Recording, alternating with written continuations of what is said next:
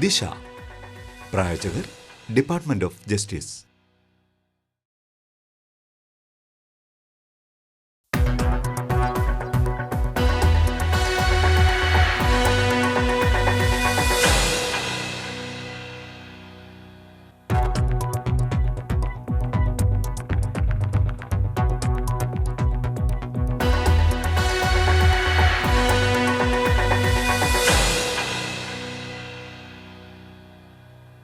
ദൂരദർശൻ്റെ എല്ലാ പ്രേക്ഷകർക്കും സ്വാഗതം. 2021 department of justice under ministry of law and justice പുറത്തു കൊണ്ടുവന്ന സ്കീമാണ് Disha, designing innovative solution for holistic access to justice. ഇന്ന് ഇതുമായി ബന്ധപ്പെട്ട് നമ്മൾ സംസാരിക്കാൻ പോകുന്ന വിഷയം മുതിർന്ന പൗരന്മാർക്കുള്ള നിയമസഹായവും ബോധവൽക്കരണവും. ഇതിനുവേണ്ടി സംസാരിക്കാൻ ഇന്ന് നമ്മളോടൊപ്പം ചേരുന്നത് 2 ഗസ്റ്റാണ്. ആദ്യത്തെ ഗസ്റ്റ് അഡ്വക്കേറ്റ് സിന്ധു ഗോപാലകൃഷ്ണൻ, കോട്ടയം. രണ്ടാമത്തെ guest S Haneefa Rawther, activist.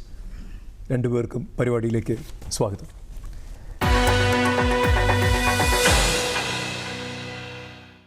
Madam, ആദ്യം തന്നെ ചോദിച്ചോട്ടെ, മുതിർന്ന പൗരന്മാർ ഈ സമൂഹത്തിൽ ഫേസ് ചെയ്യുന്നതായിട്ടുള്ള വെല്ലുവിളികൾ പൊതുവെ എന്തൊക്കെയാണ്? ഇന്നത്തെ കാലത്ത് മുതിർന്ന പൗരന്മാർക്ക് വേണ്ടി ഒരു നിയമം പാസ്സാക്കേണ്ട ഗതികേടിലേക്ക് ഭാരതം പോയി എന്നുള്ളതാണ് എനിക്ക് പറയാനുള്ളത്.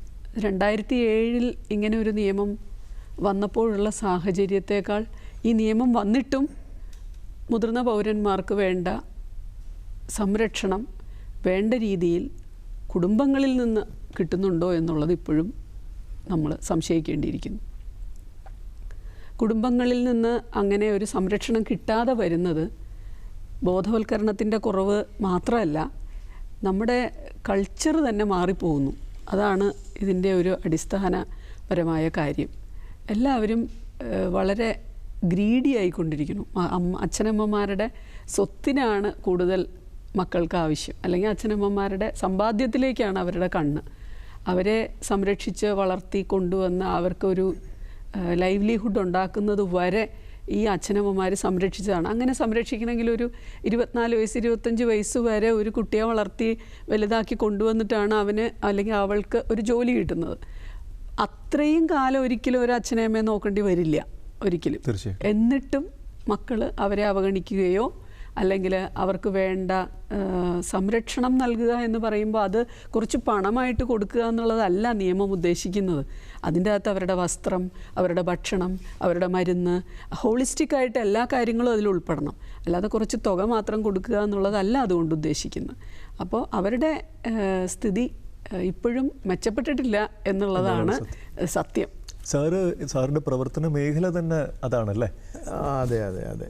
സാറിന് എന്ത് തോന്നുന്നു, എന്തൊക്കെ വെല്ലുവിളികളാണ് സാർ ഇവർ നേരിടുന്നത്? നമ്മുടെ രാജ്യത്ത് വയോജനങ്ങളുടെ ജനസംഖ്യ വളരെയധികം വർദ്ധിക്കുന്ന ഒരു കാലത്താണ് നമ്മൾ ജീവിക്കുന്നത്. ഇപ്പോൾ ഏതാണ്ട് 13 കോടി. ഇനി അത് 36 കോടി ആകും 2050 ആകുമ്പോഴേക്ക്. എന്ന് വെച്ചാൽ ഒരു മനുഷ്യ വിഭവമാണ് ഈ വയോജനങ്ങൾ. ഇത്രയും ജനസംഖ്യയുള്ള മനുഷ്യ വിഭവത്തെ അവരുടെ പ്രശ്നങ്ങൾ മനസ്സിലാക്കി പ്രവർത്തിക്കാൻ ഭരണകൂടവും സമൂഹവും തയ്യാറാവണം. ഇപ്പം നമുക്കറിയാം, അവരുടെ പ്രശ്നങ്ങൾ ഏകാന്തത, വിരസത, അരക്ഷിതാവസ്ഥ, സാമൂഹ്യമായ പിൻബലമില്ലായ്ക, കുടുംബത്തിൽ നിന്നും സമൂഹത്തിൽ നിന്നും ഒറ്റപ്പെടൽ, ഇതെല്ലാം ഇവരുടെ പ്രശ്നങ്ങളാണ്. അതുപോലെ 2 കാര്യങ്ങൾ വയസ്സുകാലത്ത് ക്ഷയിക്കും. 1 സമ്പത്ത്, 2 ആരോഗ്യം. ഇത് രണ്ടും ഇല്ലാത്തത് കൊണ്ട് അവരനുഭവിക്കുന്ന പ്രശ്നങ്ങൾ സമൂഹത്തിൽ നിരവധിയാണ്. ആ പ്രശ്നങ്ങളെ അഡ്രസ്സ് ചെയ്യുക എന്നുള്ളത് ഇവരെ ഹെൽത്തിയായും അതുപോലെ ആക്റ്റീവായും സംരക്ഷിക്കുക എന്നുള്ളത് നമ്മുടെ രാഷ്ട്രത്തിൻ്റെ കടമയാണ്. അതിനാവശ്യമായ നടപടികളാണ് ഇന്ന് സമൂഹം ആവശ്യപ്പെടുന്നത്. അതാണ് ഏറ്റവും പ്രധാനപ്പെട്ട ഒരു കാര്യം. ഇപ്പോൾ ഇത്തരം ഒരു വെല്ലുവിളി അല്ലെങ്കിൽ ഇത്തരം ഒരു വെല്ലുവിളികൾ നമ്മൾ അഭിമുഖീകരിച്ചില്ല എന്നുണ്ടെങ്കിൽ എന്തൊക്കെ ദോഷങ്ങൾ അല്ലെങ്കിൽ എന്തൊക്കെ ഭവിഷ്യത്തുകൾ സംഭവിക്കാം മാഡം? ഒരു നിയമ കൈകാര്യം ചെയ്യുന്ന ഒരാളെന്ന നിലയ്ക്ക് എനിക്ക് തോന്നുന്നു, ഇപ്പോൾ ഇത് അഡ്രസ്സ് ചെയ്തുകൊണ്ടാണ് ഒരു നിയമം ഇന്ത്യയിൽ പാസ്സായത് 2007. 2007 ആ സീനിയർ സിറ്റിസൺസിന് മാത്രമല്ല ആ നിയമം, പാരൻസിനും കൂടെ വേണ്ടിയിട്ടാണ് നിയമം. അതാണ് എത്ര വലിയ കാഴ്ചപ്പാടാണത്. അപ്പോൾ 60 വയസ്സ് കഴിഞ്ഞാൽ മാത്രം അല്ല സീനിയർ സിറ്റിസൺസിൻ്റെ നിയമം ബാധകം, but it is equally applicable to parents also. Parents who have not attained 60 years. 60 വയസ്സാവാത്ത അച്ഛനമ്മമാർക്കും ഈ നിയമം ഉപകാരപ്പെടും. പക്ഷേ ഈ നിയമം ഉണ്ടെങ്കിൽ പോലും ഇപ്പോൾ ഒരു മകൻ്റെ പേർക്ക് അല്ലെങ്കിൽ മകളുടെ പേർക്ക് ഒരു വസ്തു എഴുതി വെച്ചു, ആ മകൻ പിന്നീട് നോക്കുന്നില്ല, വിഷമിക്കുന്നു അച്ഛനമ്മമാർ. സീനിയർ സിറ്റിസൺ ഉടനെ തന്നെ RDOയെ സമീപിക്കുന്നു. ആ ആധാരത്തിൽ നിയമം നിഷ്കർഷിക്കുന്ന എല്ലാ കാര്യങ്ങളും ഉള്ള ഒരു ആധാരം, അതായത് മകൻ എന്നെ നോക്കുമെന്നുള്ള വിശ്വാസത്തിൽ ഞാൻ ഈ വസ്തു മകൻ്റെ പേർക്ക് എഴുതി കൊടുക്കുന്നു എന്നുള്ള ഇതെല്ലാം ആ ആധാരത്തിൽ ഉണ്ടെങ്കിൽ പോലും ഉണ്ട്. ആ ആധാരം റദ്ദാക്കപ്പെട്ടു എന്ന് തന്നെ വിചാരിക്കാം. എങ്കിൽ പോലും ഈ മകൻ അപ്പോഴും ആ വീട്ടിൽ താമസിക്കുകയാണെങ്കിൽ ആ മകനെ ആ വീട്ടിൽ നിന്ന് ഇറക്കിവിടാനോ അല്ലെങ്കിൽ ഈ അമ്മയ്ക്ക് അല്ലെങ്കിൽ അച്ഛന്, ഈ മുതിർന്ന പൗരന് ആ വീട്ടിലേക്കൊരു ആക്സസിനോ ഒന്നും ട്രൈബ്യൂണലിന് ഒരു ഓർഡർ ഇടാൻ ഈ നിയമം പറയുന്നില്ല. അപ്പോൾ ഈ ട്രൈബ്യൂണലിൻ്റെ കരങ്ങൾ വളരെ ഇറ്റ് ഈസ് ഹാൻഡ്കഫ്ഡ്, ലിമിറ്റഡാണ്. ആകെ മെയിൻ്റനൻസിൻ്റെ കാര്യത്തിലും, അതായത് ജീവനാംശം അച്ഛനമ്മമാർക്ക് കൊടുക്കുന്ന കാര്യത്തിലും, അച്ഛനമ്മമാരല്ല സീനിയർ സിറ്റിസൺസിന് ജീവനാംശം കൊടുക്കുന്ന കാര്യത്തിലും, സീനിയർ സിറ്റിസൺസ് മക്കളുടെ പേർക്ക് ഗ്രാറ്റുവിറ്റസ് ആയിട്ട്, അതായത് ഒരു ഗിഫ്റ്റ് കണക്കെ ഒരു ആധാരം എഴുതി കൊടുക്കുകയാണെങ്കിൽ മാത്രമേ, ആ ആധാരം എഴുതി കൊടുക്കുമ്പോൾ ഈ കാര്യങ്ങൾ എന്നെ നോക്കുമെന്നുള്ള വിശ്വാസം അതിൻ്റെ അകത്ത് ഉൾപ്പെടുത്തിക്കൊണ്ട് എഴുതി കൊടുത്താൽ മാത്രമേ ഇപ്പോൾ പാസ്സാക്കിയ നിയമം കൊണ്ട് ഒരു ഗുണമുള്ളൂ.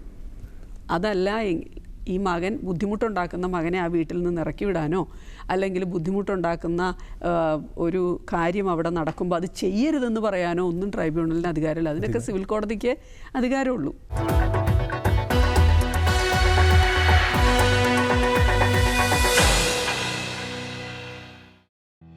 देश भर के 300 से भी अधिक संविधान सभा के सदस्यों की अथक परिश्रम और जोरदार मंथन के बाद भारत के लोगों ने स्वयं को अमृत कलश के रूप में दिया एक नायाब उपहार, संविधान। गर्व है हमें अपने संविधान पर, जो हमें प्रकाश और आगे बढ़ने की प्रेरणा प्रदान करता है। स्वतंत्रता की 75 साल की गौरवपूर्ण यात्रा हमने इसकी मदद से पूरी की। समय समय पर जरूरत के अनुसार इसे और बेहतर किया। वंचितों तक इसकी पहुंच को और आसान बनाने को प्रतिबद्ध हैं हम। इसलिए लोकतंत्र के 75वें वर्ष में पूरे वर्ष हम करेंगे संविधान समर्पित। सबको न्याय, हर घर न्याय, नव भारत नव संकल्प, विधि जागृति जैसे विविध अभियानों का आयोजन संविधान में लिखी समानता, कर्तव्य और अधिकारों के आधार पर ही हम संकल्प से सिद्धि की मंजिल भी हासिल करेंगे। हमारा संविधान, हमारा सम्मान।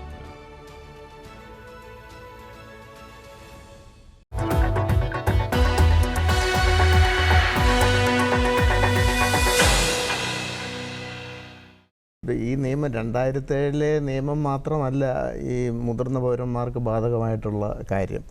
നമ്മുടെ ഇന്ത്യൻ ഭരണഘടനയിലെ പല വകുപ്പുകളും എല്ലാ വിഭാഗം ജനങ്ങൾക്കും സംരക്ഷണവും മനുഷ്യാവകാശങ്ങളും വാഗ്ദാനം ചെയ്യുന്ന ആർട്ടിക്കിൾസ് ഒരുപാടുണ്ട്.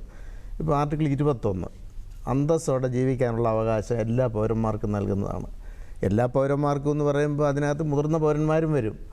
ഈ മുതിർന്ന പൗരന്മാർക്ക് അന്തസ്സോടെ ജീവിക്കാൻ ആവശ്യമായ എല്ലാ കാര്യങ്ങളും പ്രൊവൈഡ് ചെയ്യാൻ സമൂഹവും സർക്കാരും ശ്രദ്ധിക്കേണ്ട കാര്യമാണ്. അന്തസ്സോടെ ജീവിക്കണമെങ്കിൽ നല്ല ആഹാരം കഴിക്കണം, നല്ല വസ്ത്രം വേണം, അന്തി ഉറങ്ങാനൊരു വീട് വേണം, അതുപോലെ സാമൂഹിക കാര്യങ്ങളിലൊക്കെ ഇടപെടണം. അപ്പോൾ ഇതിനൊക്കെ അവരെ എനേബിൾ ആക്കേണ്ട ഒരു ബാധ്യത ഈ ഭരണഘടനാ ബാധ്യത തന്നെ തരുന്നുണ്ട്. പിന്നെ മൗലികാവകാശങ്ങളുടെ കാര്യത്തിൽ അത് നൽകുന്നില്ലെങ്കിൽ 32-ാം വകുപ്പ് അനുസരിച്ച് സുപ്രീം കോടതിയിൽ കേസ് വരെ കൊടുക്കാവുന്ന വകുപ്പാണ്. പിന്നെ ആർട്ടിക്കിൾ 41 അതിനകത്ത് വയോജനങ്ങൾക്ക് അവർക്ക് വാർദ്ധക്യത്തിൽ സാമ്പത്തിക ഉൾപ്പെടെയുള്ള സഹായങ്ങൾ ചെയ്യാൻ സർക്കാരുകൾ, അത് സംസ്ഥാന സർക്കാരും അതുപോലെ കേന്ദ്ര സർക്കാരും ബാധ്യസ്ഥമാണെന്നുള്ളതും പറയുന്നുണ്ട്. അതുപോലെ universal declaration of human rights അതിനകത്ത് 22-ാം വകുപ്പ് ഈ ഡിക്ലറേഷനിൽ ഇന്ത്യ ഒപ്പുവെച്ചതാണ്. ആ വകുപ്പിലും പറയുന്നത് ഈ വയോജനങ്ങളുടെ മനുഷ്യാവകാശങ്ങൾ സംരക്ഷിക്കാൻ ആവശ്യമായ നടപടികൾ സർക്കാരുകൾ എടുക്കണം എന്നുള്ളതാണ്. പിന്നെ ഐക്യരാഷ്ട്രസഭ തന്നെ പല പ്രിൻസിപ്പിൾസ് പറഞ്ഞിട്ടുണ്ട്. സ്വാതന്ത്ര്യത്തോടെ അവരെ ജീവിക്കാൻ അനുവദിക്കണം, അന്തസ്സോടെ ജീവിക്കാൻ അനുവദിക്കണം, അവരെ പരിരക്ഷിക്കണം എന്നൊക്കെ പറഞ്ഞ് ഐക്യരാഷ്ട്രസഭ തന്നെ എല്ലാ രാഷ്ട്രങ്ങളോടും പറഞ്ഞിട്ടുള്ള കാര്യമാണ്. സുപ്രീം കോടതി 2018 ഒരു പൊതുതാൽപര്യ ഹർജിയിൽ വിധി പ്രഖ്യാപിക്കുമ്പോൾ അവർക്ക് വയോജനങ്ങൾക്ക് അന്തസ്സോടെ ജീവിക്കാൻ ആവശ്യമായ എല്ലാ ഫെസിലിറ്റീസും ഗവൺമെൻറ് പ്രൊവൈഡ് ചെയ്യണമെന്ന് പറയുന്നുണ്ട്. അതിനകത്ത് അവർ ഈ 2007 മെയിൻ്റനൻസ് ആക്റ്റും അത് ഫലപ്രദമായി നടപ്പിലാക്കാൻ ആവശ്യമായ ഇടപെടലുകൾ സർക്കാരിൻ്റെ ഭാഗത്തു നിന്ന് ഉണ്ടാവണമെന്ന് പറയുന്നുണ്ട്. അത് നല്ല രീതിയിലൊരു പെൻഷൻ കൊടുക്കണം, അത് നാമമാത്രമാകരുത്.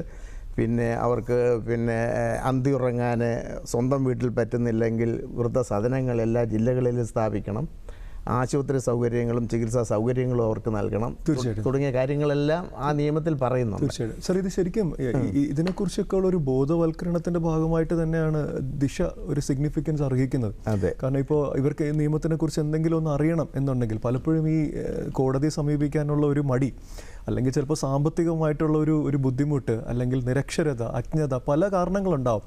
അവിടെയാണ് ദിശയുടെ ന്യായബന്ധു അല്ലെങ്കിൽ ടെലി നിയമങ്ങൾ പോലെയുള്ള സ്കീം അവരെ ശരിക്കും സഹായിക്കുന്നത്. ഇപ്പോൾ നമ്മളിപ്പോൾ ജനറലായി ഇതിനെക്കുറിച്ചൊക്കെ സംസാരിക്കുമ്പോൾ മാഡത്തിൻ്റെ ഒരു പേഴ്സണൽ എക്സ്പീരിയൻസ്, ഏതെങ്കിലും ഒരു വ്യക്തിയുടെ ജീവിതത്തിൽ ഇങ്ങനെ ഒരു ബുദ്ധിമുട്ടുണ്ടായി നിയമത്തിൻ്റെ സഹായത്തോടു കൂടി നമുക്ക് എന്തെങ്കിലും ഒന്ന് ചെയ്യാൻ സാധിച്ചു, എന്തെങ്കിലും ഒരു എക്സ്പീരിയൻസ് അങ്ങനെ?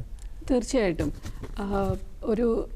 ഈ ദിശയുടെ പ്രവർത്തനങ്ങൾ എന്നോട് ചോദിക്കുകയാണെങ്കിൽ അതാത് ജില്ലകളിൽ പ്രവർത്തിക്കുന്ന നിയമസേവന അതോറിറ്റി, ജില്ലാ നിയമസേവന അതോറിറ്റി, കൂടാതെ കെൽസ, അപ്പം Kerala state legal service authority, അതുമായിട്ടും കൂടെ ബന്ധപ്പെട്ട് ദിശയുടെ പ്രവർത്തനങ്ങൾ നടത്തുവാണെങ്കിൽ കുറച്ച് ബോധവൽക്കരണം, എല്ലാ ജില്ലയിലും ഒരു പാനൽ ഓഫ് ലോയേഴ്സ് ഉണ്ട്, ഒരു റിസോഴ്സ് പേഴ്സൺസ് ഉണ്ട്. അവരുടെ ഒരു സേവനം വയോജനങ്ങൾക്ക് തീർച്ചയായിട്ടും 60 years പ്ലസ് ആയിട്ടുള്ള സീനിയർ സിറ്റിസൺസിന് അവരുടെ കൂട്ടായ്മകളിൽ, ഇപ്പോൾ സാറ് പ്രവർത്തിക്കുന്ന മേഖലകളിലെല്ലാം തന്നെ ഈ റിസോഴ്സ് പേഴ്സൺസിനെ കൊണ്ട് അവർക്കൊരു ബോധവൽക്കരണം നടത്തിച്ചാൽ അത് ഒത്തിരി ഉപകാരപ്പെടും.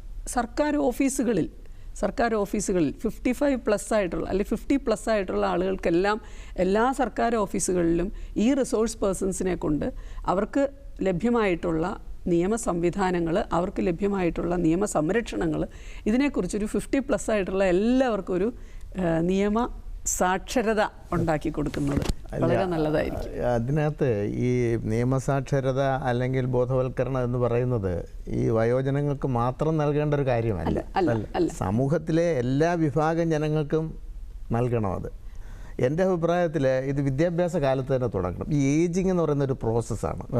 അപ്പോൾ 60 വയസ്സ് കഴിഞ്ഞാൽ സംരക്ഷിക്കാൻ ഞങ്ങൾക്ക് ബാധ്യതയില്ല, അല്ലെങ്കിൽ തങ്ങളെ വളർത്തി വലുതാക്കി തങ്ങളെ ഈ നിലയിലാക്കിയ മാതാപിതാക്കൾ അവശ നിലയിലാവുമ്പോൾ അവരെ കൊണ്ട് ഇനി പ്രയോജനമില്ലെന്ന് കണ്ട് ഉപേക്ഷിക്കുന്ന ഒരു കാലത്ത് അവിടം തൊട്ട് നമ്മൾ തുടങ്ങണം. വിദ്യാർത്ഥികൾക്ക് അവരുടെ സിലബസിൽ മോറൽ സയൻസ് എന്ന് പറയുന്ന ഒരു വിഷയം ഉണ്ടായിരുന്നു പണ്ട്.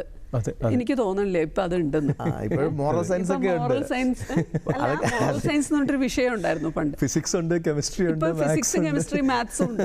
ലൈവ്ലിഹുഡിനുള്ളത് മാത്രമേ. ഈ ഏജിങ്ങിനെ കുറിച്ചുള്ള ഒരു ബോധവൽക്കരണം ഈ നമ്മുടെ സ്കൂളുകളിലും കോളേജുകളിലും തുടങ്ങണം. ഇത് ഇന്ന് ഞാൻ നാളെ നീ എന്നുള്ളതാണ് പ്രമാണം.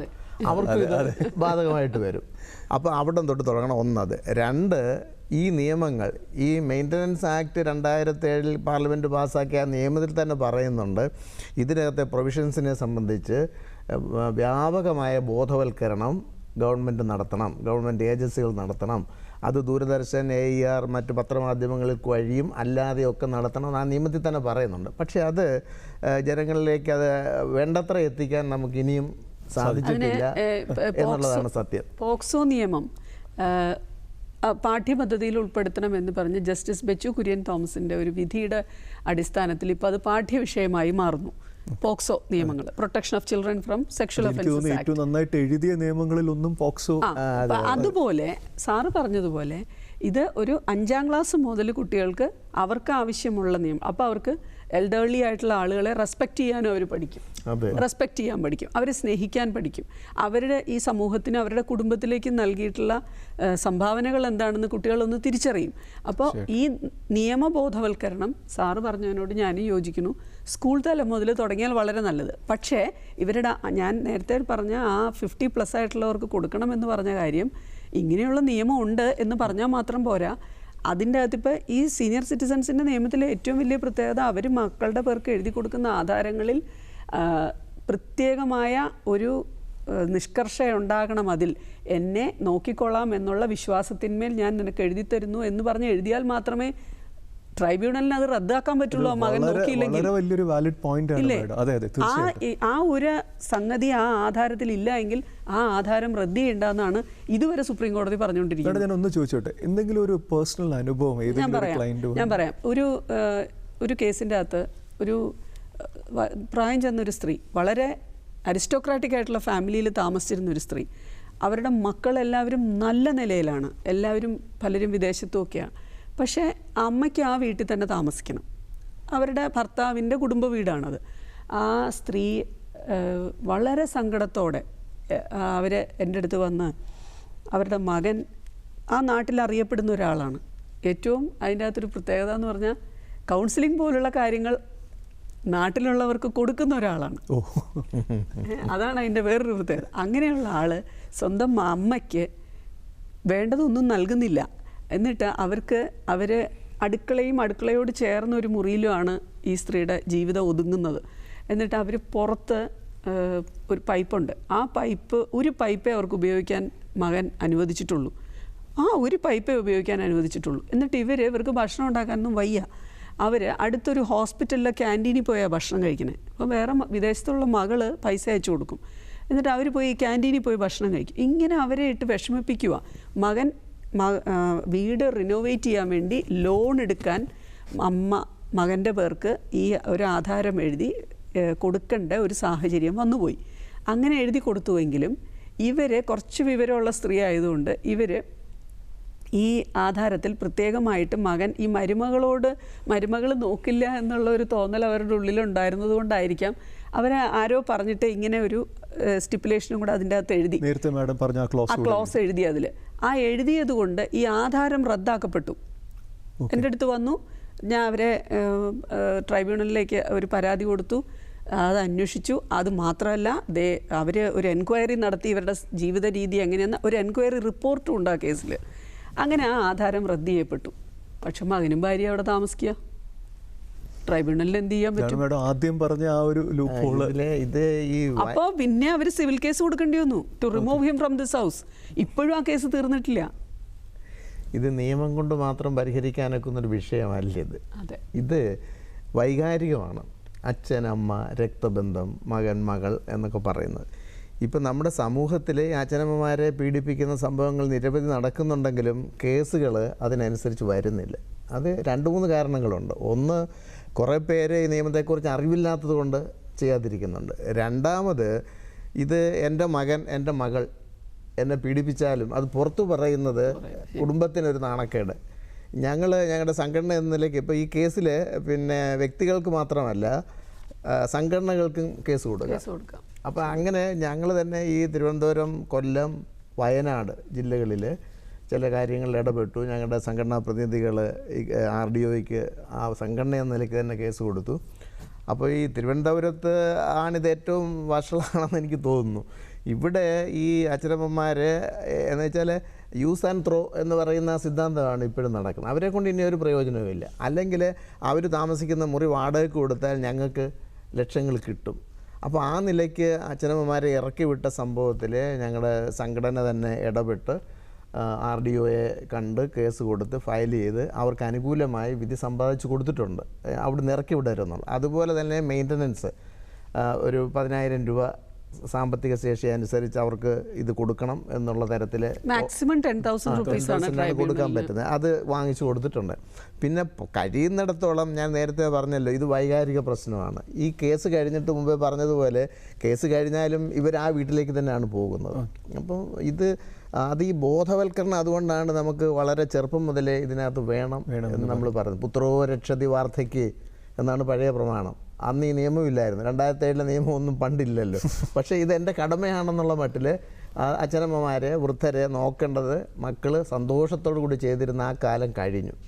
അപ്പോൾ ആ കാലം നമുക്ക് തിരിച്ചു കൊണ്ടുവരണം. ബോധവൽക്കരണം വരണം. വൈകാരിക ബന്ധങ്ങൾ, അതുപോലെ കുടുംബ മൂല്യങ്ങൾ, മനുഷ്യത്വം, ഇതെല്ലാം ഉൾപ്പെടെയുള്ള കാര്യങ്ങളിലേക്ക് ഈ പുതിയ തലമുറയെ കൊണ്ടുവരാൻ ആവശ്യമായ ബോധവൽക്കരണം വേണം.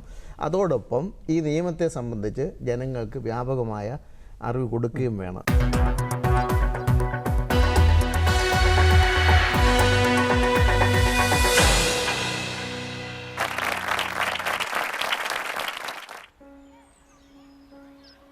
चाचा प्रणाम। प्रणाम। चाचा ड्यूटी जा रहे हैं, बिटिया का ध्यान रखिएगा। ठीक है, कोई बात नहीं। आपकी बेटी हमारी बेटी। जाओ बिटिया।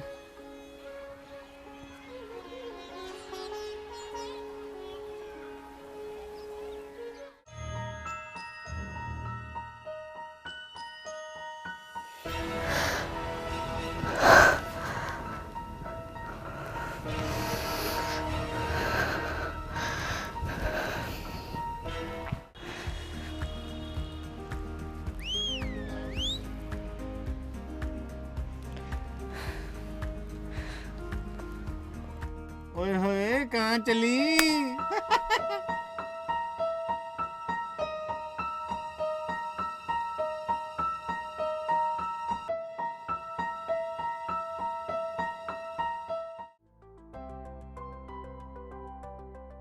मेरा नाम गीता है। मैं छेड़छाड़ से परेशान हूँ, मेरी मदद कीजिए। भारत में कई ऐसे कानून हैं जो महिलाओं एवं बच्चों के सशक्तिकरण एवं संरक्षण के लिए बनाए गए हैं। अगर आपको और सहायता की जरूरत है तो कानूनी सलाह के लिए लीगल एडवाइस को चुनें और कोर्ट में वकील के प्रतिनिधित्व के लिए लीगल असिस्टेंस पर क्लिक करें। अगर आपको अब भी किसी मानवीय सहायता की जरूरत है तो आप हमारे इस टेली फैसिलिटेशन सर्विस के तहत IVRS बेस्ड हेल्पलाइन सॉल्यूशन को चुन सकती हैं। इसके लिए आप 14454 डायल करें। धन्यवाद।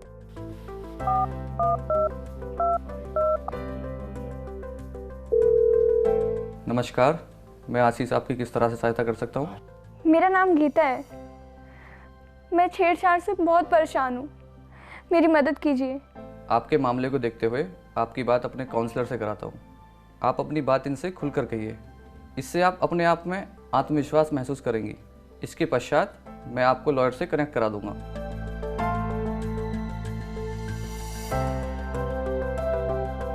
लोगों तक न्याय की पहुंच को और आसान करने के लिए न्याय विभाग भारत सरकार की पेशकश न्याय सेतु, एकदम गोपनीय और सुरक्षित माध्यम जिसे समाज के सभी वर्गों के साथ साथ खास तौर पर दिव्यांगों, महिलाओं, बच्चों और वरिष्ठ नागरिकों सहित सभी जरूरतमंदों को ध्यान में रखकर डिजाइन किया गया है।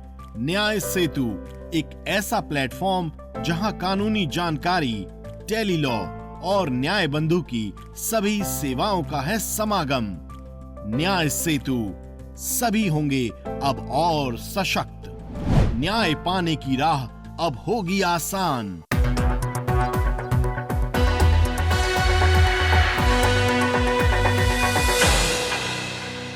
ഞാനൊരു ഓൾഡ് ഏജ് ഹോമിൻ്റെ മാത്രമല്ല ഒരു സൊസൈറ്റിയുടെ വക്കീലാണ് കോട്ടയത്ത്. ആ സൊസൈറ്റിയുടെ കീഴിൽ ഒരു ഓൾഡ് ഏജ് ഹോമുണ്ട്. അവിടെ പെയ്ഡും ഉണ്ട്, നോട്ട് പെയ്ഡ് ആയിട്ടുള്ള ആളുകളും താമസിക്കുന്നുണ്ട്. ഈ നോട്ട് പെയ്ഡ് അതായത് പൈസയൊന്നും കൊടുക്കാതെ താമസിക്കുന്നു. അപ്പോൾ അവർക്ക് അവിടെ താമസിക്കണമെങ്കിൽ അവർക്ക് പെൻഷൻ മേടിക്കാൻ പാടില്ല എന്നുണ്ട്. അവർക്ക് കിട്ടാനുള്ള പെൻഷൻ ഫൊർസേക്ക് ചെയ്താൽ മാത്രമേ അവർക്ക് താമസിക്കാൻ പറ്റുള്ളൂ. വരുമാനമുള്ള ഒരാൾക്ക് അവിടെ ഫ്രീ ആയിട്ട് കൊടുക്കാൻ പറ്റും. ഈ വരുമാനം ചെറിയ തുകയല്ലേ ഉള്ളൂ. അപ്പോൾ അതുകൊണ്ട് അവരത് ഫൊർസേക്ക് ചെയ്തിട്ട് അവരിവിടെ സുഖമായിട്ട് താമസിക്കും. പക്ഷേ അതിൽ പലർക്കും പല ഗ്രീവൻസസും ഉണ്ട് ആ താമസിക്കുന്ന അന്തേവാസികൾക്ക്. ഞാൻ ചെന്നിട്ട് ഞാൻ ചോദിക്കും, എന്തുകൊണ്ട് അമ്മയ്ക്ക് എന്താ, അമ്മയുടെ വീട് എവിടെയായിരുന്നു? അവർക്ക് പേടിയാണ് വക്കീലിനോട് കാര്യങ്ങൾ പറയാൻ. മകൻ്റെ പേർക്കോ മകളുടെ പേർക്കോ കേസ് കൊടുത്താലോ എന്നുള്ള ഭയം കൊണ്ട് അവരത് തുറന്ന് പറയാൻ പോലും അവരുടെ ജീവിതത്തിൻ്റെ, അതായത് 70 വയസ്സിന് 80 വയസ്സൊക്കെ ആയ അമ്മമാരാണ് അവിടെ താമസിക്കുന്നത്. അവർക്ക് വക്കീലിനോടൊന്ന് തുറന്ന് സംസാരിക്കാൻ പോലും പേടിയാണ്. നമ്മളെങ്ങാനും കേസ് കൊടുപ്പിച്ചാലോ എന്നുള്ള ഭയം പോലും ഉണ്ട്. നമ്മൾ നേരത്തെ സംസാരിച്ചതാണ് മാഡം. എന്നാലും ഒരിക്കൽ കൂടെ ഞാൻ ചോദിക്കുകയാണ്, നിയമങ്ങൾ അല്ലെങ്കിൽ നിയമത്തിൻ്റെ ഒരു ആംബിറ്റിൽ, ഫ്രെയിംവർക്കിൽ എന്തൊക്കെ നിയമങ്ങളാണ്, വളരെ സ്ട്രക്ചേർഡ് ആയിട്ട് പറഞ്ഞാൽ എന്തൊക്കെ നിയമങ്ങളാണ് ഇവരെ സംരക്ഷിക്കാനായിട്ട് ഇന്ന്? സിവിൽ നിയമങ്ങളും ഉണ്ട്. ക്രിമിനൽ പ്രൊസീജിയർ കോഡിൽ മെയിൻ്റനൻസ്, ഇപ്പോൾ ഈ നിയമം വന്ന 2007 സീനിയർ സിറ്റിസൺസ് ആക്ട് വന്നത്. ആ നിയമം വരുന്നതിന് മുമ്പേ തന്നെ മാതാപിതാക്കൾക്ക് അല്ലെങ്കിൽ മുതിർന്ന പൗരന്മാർക്കെന്നോ മാതാപിതാക്കൾക്ക് എല്ലാവർക്കും തന്നെ അവരുടെ മക്കൾക്കെതിരെ, അവർക്ക് ജീവനാംശം നൽകുന്നില്ല എങ്കിൽ അവർക്ക് മക്കളിൽ നിന്ന് ജീവനാംശം ഈടാക്കിയെടുക്കാൻ CRPCയിൽ ക്രിമിനൽ പ്രൊസീജിയർ കോഡിൽ ഒരു വകുപ്പുണ്ട്. ഇതുകൂടാതെ സിവിൽ കോടതികളിൽ ഒരു മകൻ ഒരു വീട്ടിൽ സ്ഥിരമായി മദ്യപിച്ച് ബഹളം ഉണ്ടാക്കുക, അങ്ങനെ ഒരു ബഹളം ഉണ്ടാക്കുന്ന ഒരു മകനുള്ള വീട്ടിൽ ഈ മകനെ ഒന്ന് അവിടെ നിന്ന് മാറ്റി താമസിപ്പിക്കണമെങ്കിൽ, അല്ലെങ്കിൽ ഒരു മകൻ വന്ന് അവരെ ബുദ്ധിമുട്ടിക്കുക, എൻ്റെ പേർക്ക് ആധാരം എഴുതിത്താന്ന് പറഞ്ഞ് അച്ഛനും അമ്മയും ബുദ്ധിമുട്ടിക്കുകയാണെങ്കിൽ ആ മകൻ അങ്ങോട്ട് കയറരുതെന്നും പറഞ്ഞൊരു ഓർഡർ വാങ്ങിക്കാൻ, സിവിൽ ഇഞ്ചക്ഷൻ വാങ്ങിക്കാം. അയാളെ ആ വീട്ടിൽ കയറി അതിക്രമിച്ച് കയറി ഇവരെ ബുദ്ധിമുട്ടുണ്ടാക്കരുതെന്നും പറഞ്ഞ് ഇഞ്ചക്ഷൻ വാങ്ങിക്കാം. ഇതുകൂടാതെ ഒരു സ്ത്രീകളായിട്ടുള്ള വൃദ്ധർക്ക് അങ്ങനെ പറയാൻ പറ്റുള്ളൂ, protection of women from domestic violence act എന്ന് പറയുന്ന ഗാർഹിക പീഡന നിരോധന നിയമമുണ്ട്. ആ നിയമപ്രകാരം ഇവിടെ ആ നിയമത്തിലെ എല്ലാ വകുപ്പുകളും ബ്ലഡ് റിലേഷൻസ് എതിരെ കൊടുക്കാം. അതായത് ഒരു സ്ത്രീക്ക് മാത്രമേ ആ നിയമം ഉപയോഗിക്കാൻ പറ്റുള്ളൂ. അതൊരു സിവിൽ നിയമം, ഒരു മജിസ്ട്രേറ്റ്, ഒരു ക്രിമിനൽ കോടതി കൈകാര്യം ചെയ്യുന്ന ഒരു സിവിൽ നിയമമായിട്ടാണ് നിയമം കാണുന്നത്. അങ്ങനെ ആ ഗാർഹിക പീഡന നിരോധന നിയമം നമുക്ക് ഉപകരിക്കും. ഇത് കൂടാതെയുള്ള എന്ത് ആവശ്യങ്ങൾക്കും, സിവിൽ ആവശ്യങ്ങൾക്ക് സിവിൽ കോടതികളുണ്ട്. അതും സീനിയർ സിറ്റിസൺസിൻ്റെ കേസുകൾ എത്രയും പെട്ടെന്ന് തീർക്കണമെന്നും നിയമമുണ്ട്. അപ്പോൾ അത് വെച്ച് വേഗം അതിനെ ഡിസ്പോസ് ചെയ്യാം. ഈ നിയമങ്ങളൊക്കെ തന്നെ ഉണ്ടെങ്കിലും പലപ്പോഴും സാമൂഹികപരമായിട്ടും രാഷ്ട്രീയപരമായിട്ടും അല്ലെങ്കിൽ സാമ്പത്തികമായിട്ടും ഒക്കെ പിന്നോക്കം നിൽക്കുന്ന ഒരു വിഭാഗത്തിന് അതിനാണ് ഞാൻ നേരത്തെ പറഞ്ഞ ഡിസ്ട്രിക്ട് ലീഗൽ സർവീസസ് അതോറിറ്റി ഉണ്ട്, താലൂക്ക് ലീഗൽ സർവീസ് കമ്മിറ്റി ഉണ്ട്. അപ്പോൾ ഇത് നിയമസേവന അതോറിറ്റിയുടെ സേവനം ഇവർക്ക് വാങ്ങിക്കാവുന്നതേ ഉള്ളൂ. അതിന് പിന്നെ ഇനി ഇതുവരുടെ ഒന്നും സേവനം വേണ്ട. RDO ആണ് എല്ലായിടത്തെയും ട്രൈബ്യൂണൽ ആയിട്ട് പ്രവർത്തിക്കുന്നത്. അവിടെ ഇവർക്ക് നേരിട്ട് ചെല്ലാം. ഇനി ഇതല്ലെങ്കിൽ സാറിനെ പോലുള്ളവരുടെ സേവനങ്ങൾ ഇതിനായിട്ട് റെഡിയായിട്ടുണ്ട്. ഇത് പത്രമാധ്യമങ്ങളിലൂടെയും നേരത്തെ പറഞ്ഞ പോലുള്ള സോഷ്യൽ മീഡിയയിലൂടെയും ചെറിയ വീഡിയോസിലൂടെ ഒരു അവയർനെസ് ഉണ്ടാക്കി കൊടുക്കുക. കുട്ടികൾക്ക് പ്രത്യേകിച്ച് ഞാൻ നേരത്തെ പറഞ്ഞ മോറൽ സയൻസ് ഒരു വിഷയമാക്കിക്കൊണ്ട് അവർ നമ്മുടെ ജീവിതത്തിൻ്റെ ഭാഗമാണ് എന്നുള്ളത്. ദിശയുമായി ബന്ധപ്പെട്ട് സാറിൻ്റെ അഭിപ്രായത്തിൽ ദിശയ്ക്ക് എങ്ങനെ ഇവർ സഹായിക്കാൻ സാധിക്കും, അല്ലെങ്കിൽ എന്ത് പരിഹാരം കൊടുക്കാൻ സാധിക്കും? ദിശയ്ക്ക് പിന്നെ ഈ നിയമത്തെ സംബന്ധിച്ച് ജനങ്ങളിലേക്ക് കൂടുതൽ അറിവ് കൊടുക്കുവാനുള്ള പ്രവർത്തനങ്ങൾ ദിശയുടെ നേതൃത്വത്തിൽ ചെയ്യണം. അതിപ്പം കേരളം പോലുള്ള സംസ്ഥാനങ്ങളിൽ നമ്മുടെ ലീഗൽ സർവീസ് അതോറിറ്റി മാഡം പറഞ്ഞ അവരെ വഴിയും, അത് സോഷ്യൽ മീഡിയയിൽ മാത്രം പോരാ, പ്രിൻ്റ് മീഡിയ, അതുപോലെ ഡയറക്റ്റായിട്ടുള്ള കോണ്ടാക്ട് ക്ലാസ്സുകൾ ഈ ചെറിയ സമൂഹത്തിനോട് സംസാരിച്ച്, അതുപോലെ തന്നെ ഇതിനെ സംബന്ധിച്ചുള്ള ലഘുലേഖകൾ, അത് പിന്നെ നിശ്ചയമായിട്ടും ദിശയ്ക്ക് ചെയ്യാൻ പറ്റുന്നൊരു കാര്യമാണ്, വ്യാപകമായി പ്രചരിപ്പിക്കണം. അപ്പോൾ ഈ നിയമം ഒരു വളരെ പ്രോഗ്രസീവായ നിയമമാണ്. നേരത്തെ ഉള്ള സിവിൽ നിയമങ്ങളൊക്കെ ഉണ്ടെങ്കിലും വളരെ പെട്ടെന്ന് പരിഹാരം കാണാൻ ഉതകുന്ന തരത്തിലാണ് ഈ നിയമം, 2007 നിയമം കേന്ദ്ര സർക്കാർ പാസ്സാക്കിയിരിക്കുന്നത്. അപ്പോൾ അതിനെ സംബന്ധിച്ച് ജനങ്ങൾക്ക് കൂടുതൽ അറിവ് കൊടുക്കണം, ബോധവൽക്കരണം നടത്തണം. അതിനുവേണ്ടിയുള്ള എല്ലാ പ്രവർത്തനങ്ങൾക്കും ദിശ നേതൃത്വം നൽകണം. എനിക്ക് ഒരു കാര്യം പറയാനുള്ളത്, ഈ നിയമപ്രകാരം, ഈ സീനിയർ സിറ്റിസൺസിൻ്റെ ആക്ട് പ്രകാരം വെറും അമ്മയും അച്ഛനെയും അബാൻഡൻ ചെയ്താൽ, സീനിയർ സിറ്റിസൺസിനെ അബാൻഡൻ ചെയ്താൽ 3 മാസത്തെ തടവും 5000 രൂപ പിഴയേ ഉള്ളൂ. അതാണോ വേണ്ടത്? അത്ര വലിയ ഒരു ക്രൂര കൃത്യമാണ് ആ ചെയ്യണത്. ഒരച്ഛനെയും അമ്മയെയും അബാൻഡൻ ചെയ്യുന്ന ഒരു സാഹചര്യം വന്നാൽ അവന് ഒരു മിനിമം പണിഷ്മെൻറ്റ് 5 years ആയിരിക്കണം. അതിന് തക്കതായിട്ടുള്ള ഒരു നിയമ ഭേദഗതി ഇതിൻ്റെ അകത്ത് വ്യവസ്ഥയിലേക്ക് കൊണ്ടുവരാൻ ഈ ദിശയുടെ പ്രവർത്തനങ്ങൾ കൊണ്ടുപോയി എത്തിക്കണം. ഭേദഗതിയുടെ കാര്യം കേന്ദ്ര സർക്കാർ ആലോചിച്ചിട്ടുണ്ട്. പാർലമെൻറ്റിൽ അതൊരു ബില്ലായിട്ട് അവതരിപ്പിക്കാൻ ഒരു 2 വർഷമായിട്ട് കാത്തു കിടക്കുക, ഇത്തരം ചില ഭേദഗതികളൊക്കെ കൊണ്ടുവരാൻ വേണ്ടി. അതും നമുക്ക് പെട്ടെന്ന് തന്നെ ഉണ്ടാവട്ടെ എന്ന് ആശിക്കാം. ഒരുപക്ഷെ സമയത്തിൻ്റെ പരിമിതി ഇല്ലായിരുന്നെങ്കിൽ നമുക്ക് ഒരുപാടൊക്കെ ഇതിനെക്കുറിച്ച് സംസാരിക്കുവാനും നിങ്ങളുടെ അനുഭവവും പരിചയവും ഒക്കെ ഉപയോഗിച്ച് കുറച്ചുകൂടെ നല്ല രീതിയിൽ ഇതിനൊരു ബോധവൽക്കരണം നടത്തുവാനും നമുക്ക് സാധിക്കും. പക്ഷേ സമയത്തിൻ്റെ പരിമിതി ഉണ്ട്. ആ വസ്തുത മനസ്സിലാക്കിക്കൊണ്ട് തന്നെ രണ്ടുപേരോടും ഒരുപാട് നന്ദി. പ്രേക്ഷകർക്കും നന്ദി. നമസ്കാരം. Thank you.